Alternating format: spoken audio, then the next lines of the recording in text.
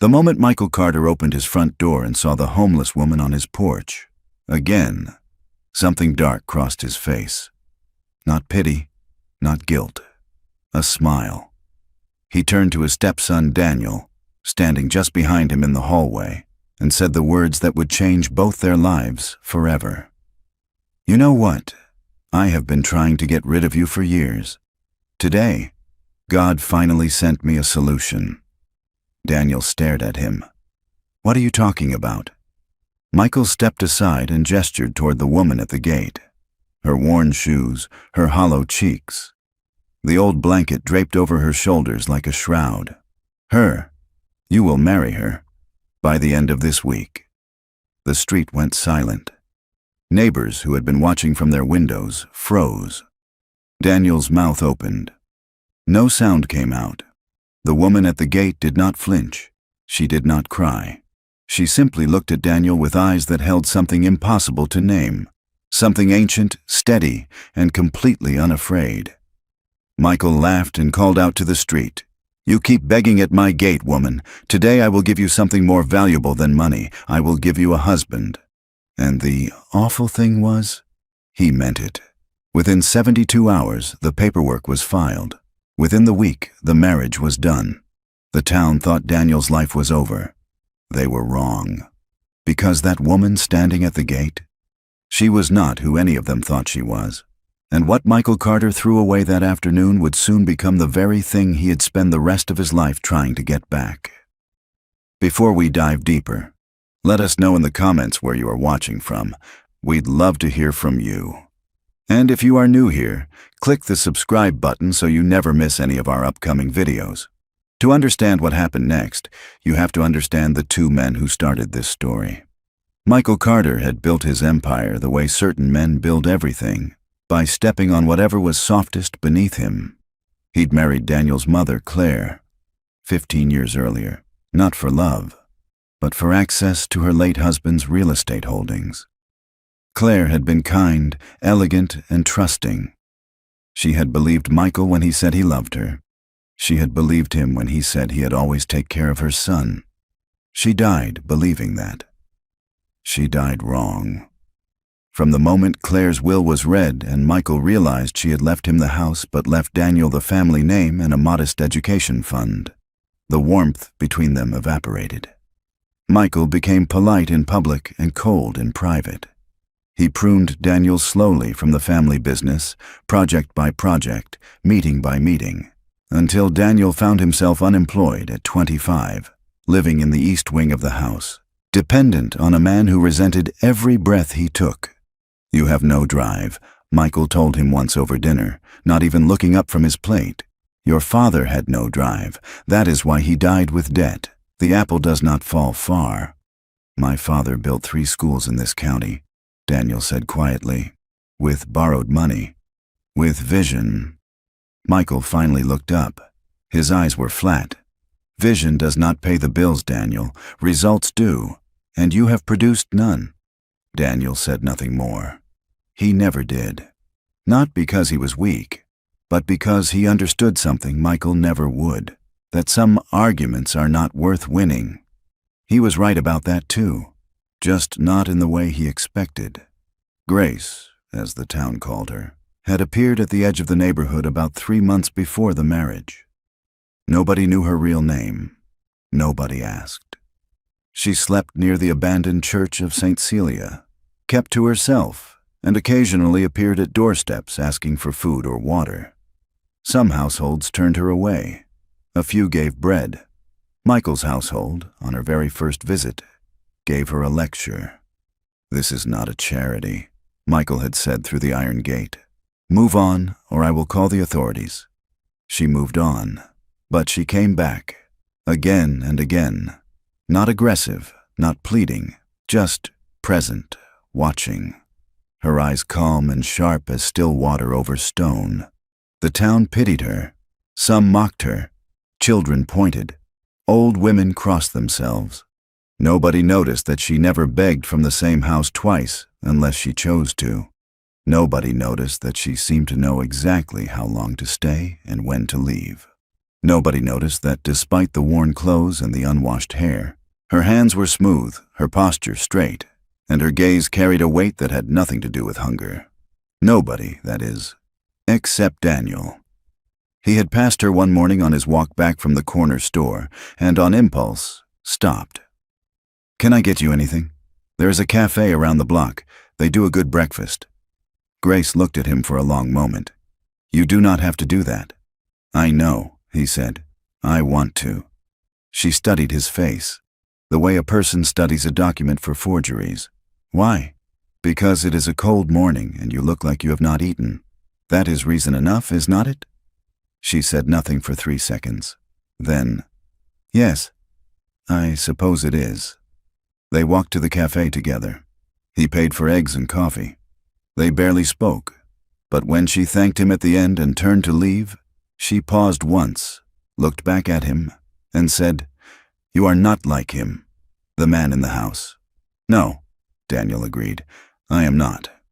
She nodded slowly, as if filing something away. The wedding was not a celebration.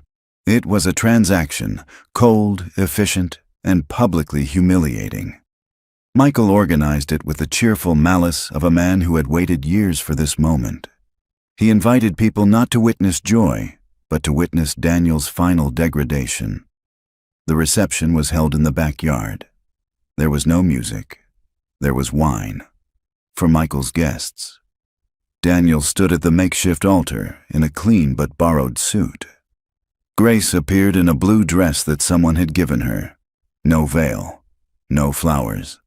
But the thing nobody could explain afterward was this. She looked calm, not resigned, not defeated. Calm, like someone who had already read the last page of a book and was simply watching the story unfold.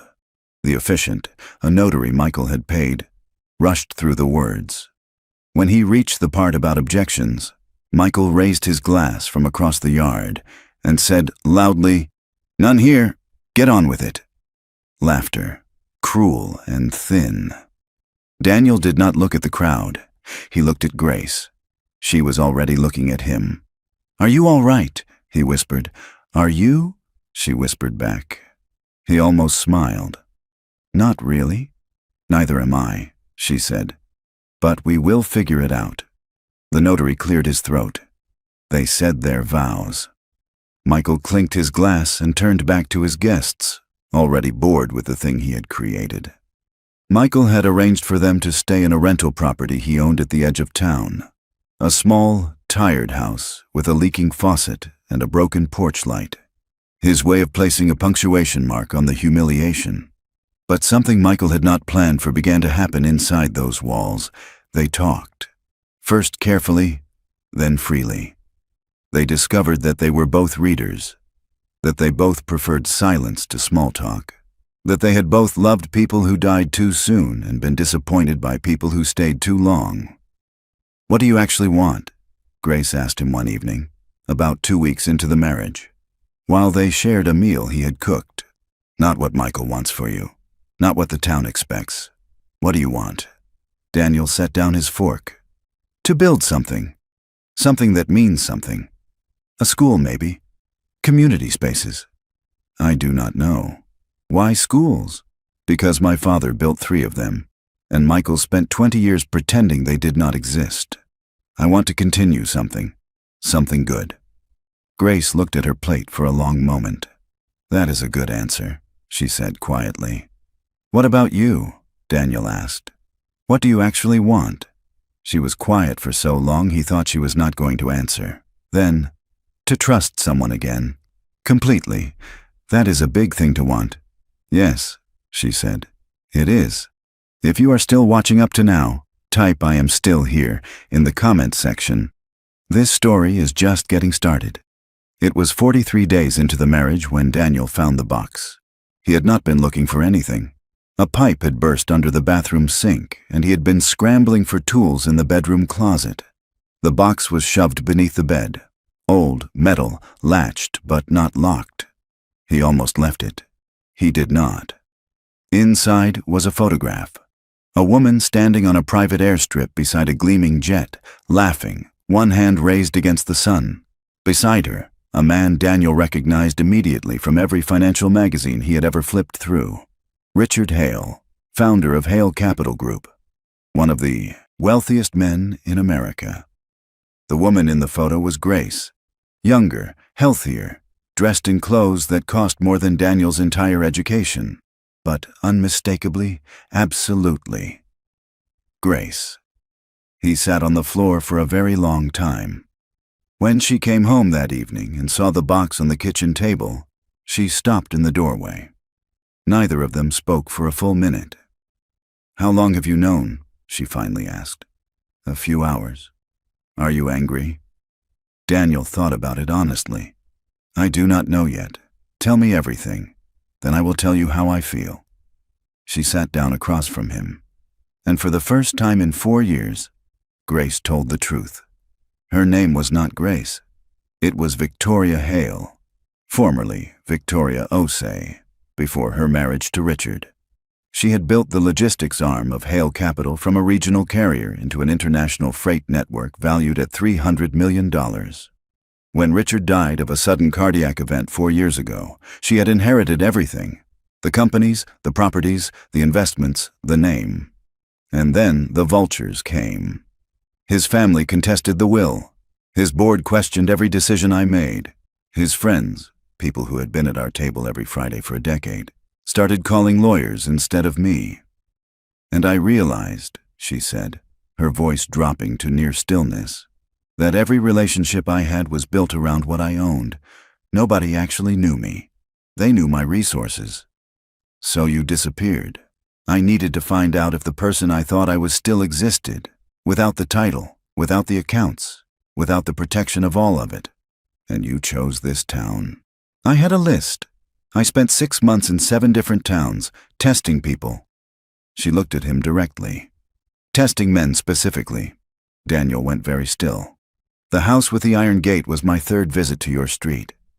I wanted to see how that man, Michael, responded to someone with nothing. He failed immediately. Loudly. And me. You bought me eggs and coffee and did not ask for anything in return, and did not make me feel like a charity case. You asked me what I wanted. Do you understand how rarely anyone had ever asked me that? The kitchen was very quiet. The marriage, Daniel said slowly. You agreed to it. I agreed to it because I had already decided you were the one person in that entire town who deserved a chance. Michael thought he was punishing you. He was actually handing me exactly what I would been looking for. Daniel stared at the photograph for a long time. What happens now? Now, Victoria said. We decide together. What happened next moved faster than anyone in that town had seen anything move. Victoria stepped out of the shadows of Grace and back into the full light of who she actually was. The legal name change alone sent shockwaves through 3 law firms and 2 banks. Within 48 hours, calls were being routed. Meetings were being arranged. Assistants who had been on standby for months began arriving by car. She offered Daniel a partnership, not charity, not a gift, but an actual stake in rebuilding the logistics network she had placed in suspension. He brought what she lacked: local knowledge, a clean reputation, and the kind of transparent decency that made people want to sign on the dotted line. He brought something else too: his father's schools. The 3 aging buildings that bore his father's name had been crumbling for years, underfunded and overlooked. Within 8 months of the partnership beginning, all 3 were fully renovated. 2 new ones broke ground by the following spring.